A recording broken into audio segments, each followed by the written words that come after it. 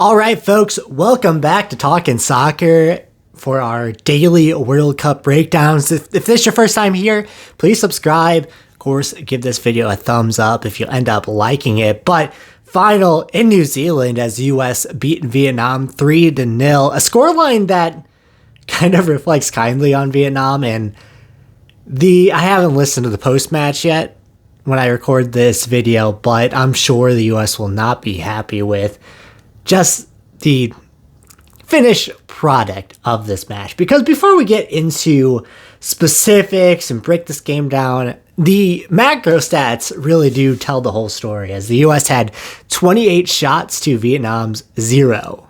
And that gives you a pretty good idea of what this game looked like and the amount of constant pressure that the US put Vietnam's backline and goalkeeper under. Ultimately, Vietnam did a good job of just keeping the chances from being entirely too dangerous, but really that more gets down to the US's lack of finishing ability than anything else. And as this tournament goes on, I think we could, start to be asking a question of, should Sophia Smith be shifted centrally and Alex Morgan come off the bench?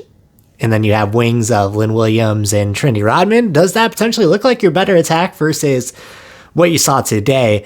Alex Morgan does get an assist. It was a pretty good assist too.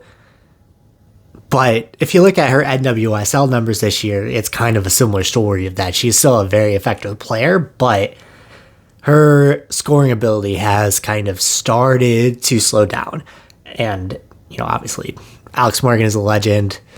And you don't want to go into the World Cup where she's been your starter for so long, bring her off the bench. Vlatko's never going to do that. But I think it could, as the tournament goes on, that question could get louder and louder, especially if Sophia Smith keeps having performances like this.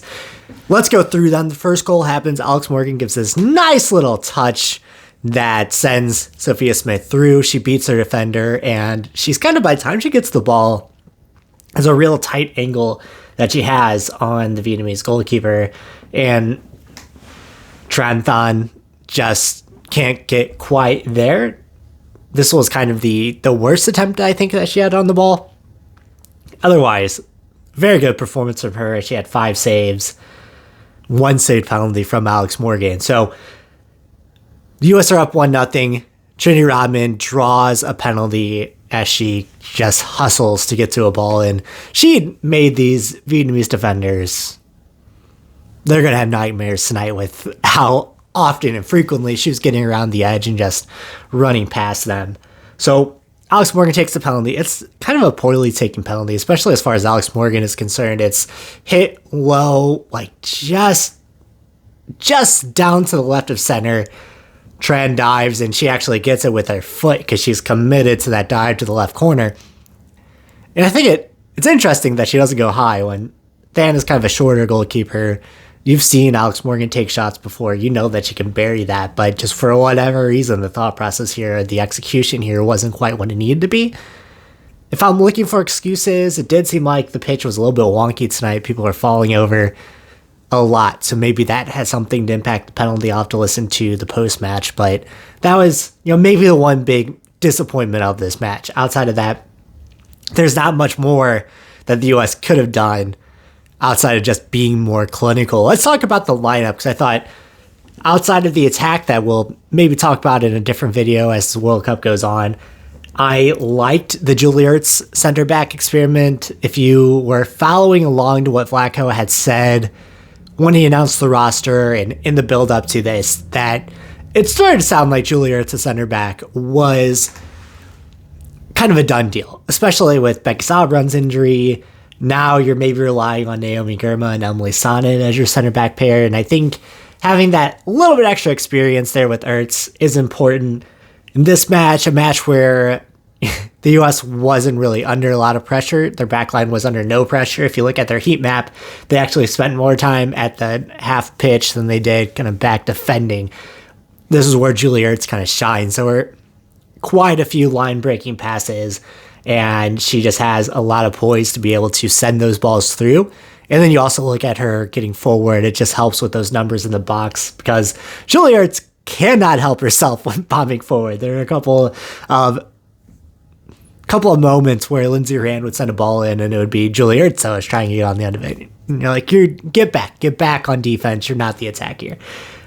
So she did have one block shot, successful dribble, 91 touches, 16 passes into the final third. And that's kind of what I wanted to highlight here because that seemed like a gamble in a way, but one that worked out very well, especially in a matchup like this where you know you're going to have so much of the ball. Where in the past, the U.S. has had some trouble breaking down a low block, breaking down a team that plays like this. In this one, they didn't have that much trouble breaking down Vietnam. It was the final shot on goal that was the issue. Because if you look at their shot map, there are plenty of opportunities inside the box, around the box, and just ended up with balls going wide, not quite getting on target. And if some of those get on target, it's a much, much, much different game. So starting line, Melissa Nair didn't have much work to do today, but fine performance from her nonetheless.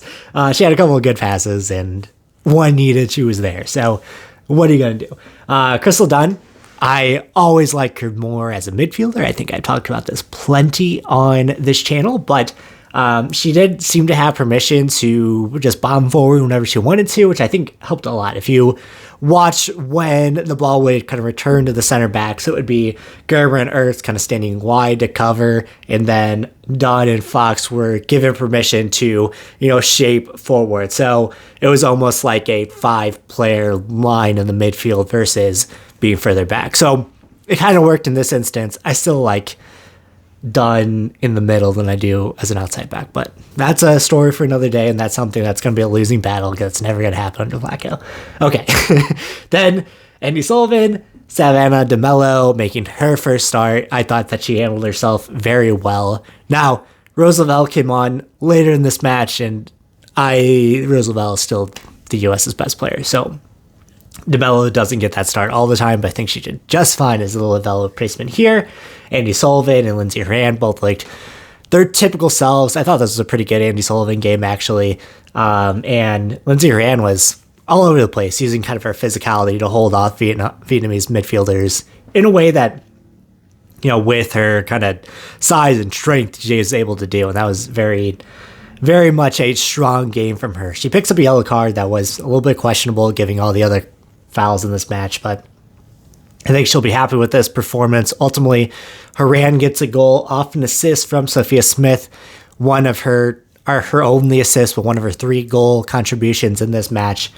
Sophia Smith had a second goal that was kind of a interesting ball played in for Alex Morgan.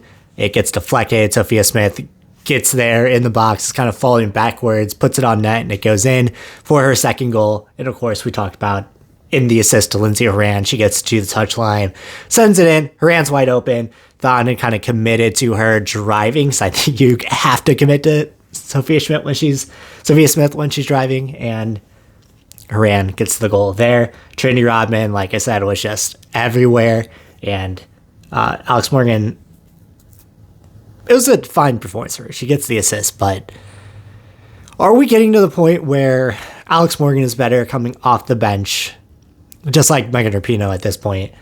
I don't know. I think that's a question to have. It's not like, she's not pushing 40 like Christine Sinclair. She obviously has a lot of high caliber minutes left in her, but when you're wanting to be at the pinnacle, is it almost better for a player like Sophia Smith to be that central attacker like she is at the club level, but she hasn't been given that role with the national team? It's interesting because Sophia Smith, if you haven't been paying attention to the NWSL this year, she's having a better season than she was last year when she won the MVP. She has 10 goals and 5 assists in 13 matches, so she's averaging over 1 goal contribution per match as the central striker. She plays at the top of a 4-3-3 that Portland Thorns play. I talked about this in my Canada video talking about Christine Sinclair, but Crystal Dunn plays in the midfield. It's just a system that works very well. Sophia Smith obviously had the successful opportunities here, but if you move her centrally, she will still get some of those opportunities out wide, but then you could have Lynn Williams, who is also a very dynamic forward. It's an interesting thought experiment. 'Cause I think any sort of mix and match with these attackers, it should work. And any sort of like quick hot takes that I might have from this match, are going to be a little hot takey, right? I'm a little bit raw from everything that happened here, but that's my thought anyway from just watching this, is that what would happen if, say, and Lynn Williams doesn't get to come in this match, but what would happen if, say, Lynn Williams plays and Alex Morgan comes off the bench? So subs-wise, Alyssa Thompson makes her debut, the first teenager since 1999 to play in a World Cup match for the U.S., only the fourth teenager of all time to play in the World Cup, so that's huge given the caliber of players in the system. Mia Hamm, the first teenager to play for the U.S., by the way, 1991. There's your fun stat for the day. Rose Lavelle and Rapinoe, along with Kelly O'Hara and Sophia Huerta towards the end of the match. So subs looked fine. They did what you would expect. So Sophia Huerta did get beat kind of towards the end of the game. That was not her finest moment, but there's nothing you can really be mad about in this game. Like I said, it really comes down to, if you look at the momentum chart, if you look at the expected goals, it really comes down to being more clinical. And I think this team has shown that they can be clinical, and has shown that they will be clinical. Defensively, they were as solid as ever. They've allowed 2 goals in the past year and a half of games. It's a defense that's solid. If Lisanera was called upon, she's always someone who can save more goals than what's thrown at her. So there's a lot to be positive about with this team moving forward, but it's not going to get any easier from here either. If you look at the US's group, so this is obviously the easiest match on their schedule, and one that they particularly dominate on, but the Netherlands are a tough team, and if they can pull off the win by more than 3 goals, right, over Vietnam, Portugal is also a tough team, obviously one that the U.S. should be able to handle. The Netherlands, it's also a team that the U.S. should beat when they're operating on all cylinders, but there are question marks there. With how the U.S.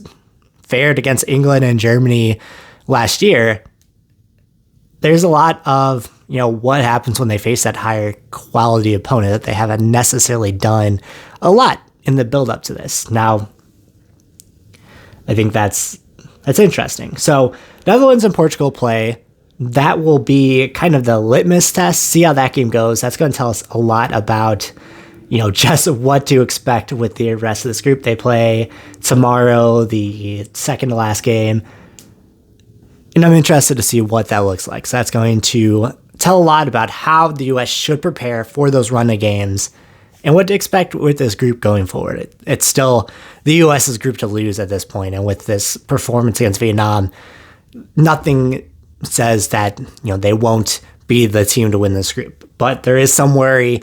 You put that many opportunities on net. They had 7 big chances in this game, only scoring 3 goals. That's not a good ratio, and one that they will desperately want to improve on. So those are my thoughts on this match. Let me know what you thought down in the comments. Who was your top performer tonight?